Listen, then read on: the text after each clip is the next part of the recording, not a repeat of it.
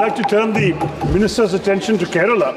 After all, new railway lines require decent terminals as well, and the Nemam terminal in my constituency is going to be a way of decongesting the railway line to Trivandrum Central.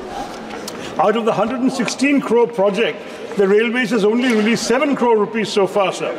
Work worth 22 crores has already been awarded to the contractor who proceeded with the work in anticipation of payment, but due to insufficient funds, the bills remain unpaid, and therefore the wonderful period today from between December and May, when there is less rain in Kerala, is being wasted. So my request to the Minister is, the media is already reporting this project will never be completed. Is it possible for the Minister to try and pay attention to this very important station that will decongest the railway line up to Trivandrum Central?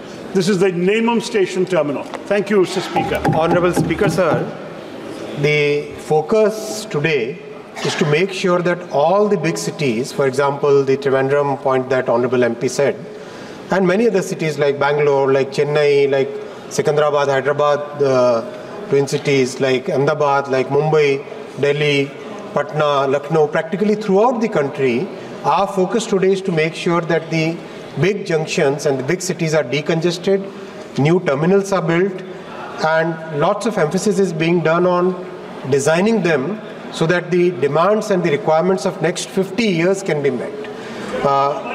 Please, the question is not of funds. Question in Kerala is not of funds. We have already deposited 2,150 crore rupees for acquiring land. Unfortunately, that kind of support, I'll request. Honorable Shashi Tharoor ji is a very influential MP. He has, people in entire Kerala listen to him.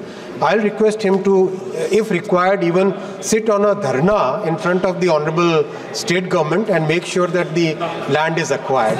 Then only the project will be.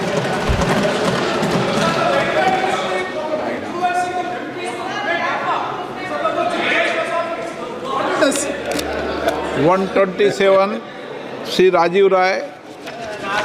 Sir. Question number 127. के पटल पर रखा गया sir, मैं माननीय मंत्री जी से अनुरोध करूंगा कि मुझे नहीं पता ये कहाँ से जवाब आया है, लेकिन सवाल करने से पहले मैं 2 बार वंदे भारत से दिल्ली से वाराणसी तक गया और कानपुर से लेकर बनारस तक पूरा कंपार्टमेंट खाली था। सर, मेरा निवेदन ये है कि मऊ से कोई भी सुपर फास्ट ट्रेन, चाहे राजधानी हो, वंदे भारत हो, शताब्दी हो, कुछ भी नहीं है, और हम लोग के लिए इलाज से लेके हर चीज़ के लिए दिल्ली है। 50 मिनट का रास्ता है। माननीय मंत्री जी, आप विचार करें, अगर और समय अंतराल भी बहुत ज़्यादा है वंदे भारत में, अगर आप उसको मऊ तक एक्सटेंड कर दें, और जहाँ तक सुविधाओं की बात कहेंगे आप, तो आपको याद होगा मैंने आपको फ़ोन भी किया था, आपका वापस फ़ोन आया, मैं आभारी हूँ, पत्र भी लिखा था। जिस तरह का काम चल रहा है, सुविधाएं कभी बंद नहीं पाएंगी, तो क्या मेरे उस सुविधाओं को बढ़ाने और भ्रष्टाचार को दूर करने वाले पत्र पर विचार करेंगे?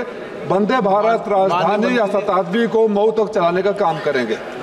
माननीय अध्यक्ष जी, माननीय सांसद महोदय जिस वंदे भारत ट्रेन की ऑक्यूपेंसी का जिक्र कर रहे हैं, उसका डेटा है 24-25, ये जो फाइनेंशियल ईयर है, इस फाइनेंशियल ईयर में इसकी ऑक्यूपेंसी 113% है।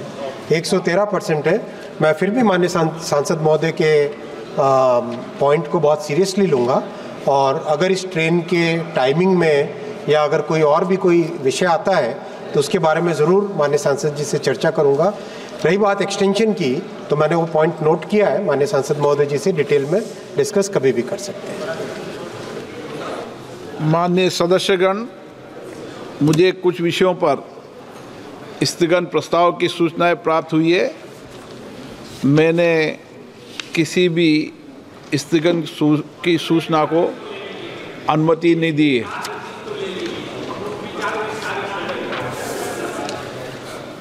माननीय सदस्यगण, मैंने पूर्व में भी आग्रह किया था, फिर आज आग्रह कर रहा हूँ। संसद भवन के प्रवेश द्वार पर अवरोधक की शिकायत कई मान्य सदस्यों ने की है। मेरा सभी राजनीतिक दलों से आग्रह है कि जब माननीय संसद सदस्यों का आने का समय होता है, उस समय प्रवेश द्वार को अवरोधक न करें। और उसकी बहुत बड़ी कठिनाइयाँ विशेष रूप से महिला सांसदों ने मुझे व्यक्तिगत रूप से आकर कहा है।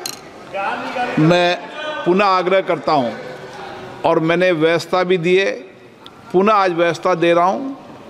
कोई आपको परेशानी हो, कोई तकलीफ हो तो मुझे आकर मिले, लेकिन प्रवेश द्वार पर अवरोधक न हो, संसद की मर्यादा के अनुकूल हमारा व्यवहार हो, ये मैं आपसे आग्रह करता हूँ।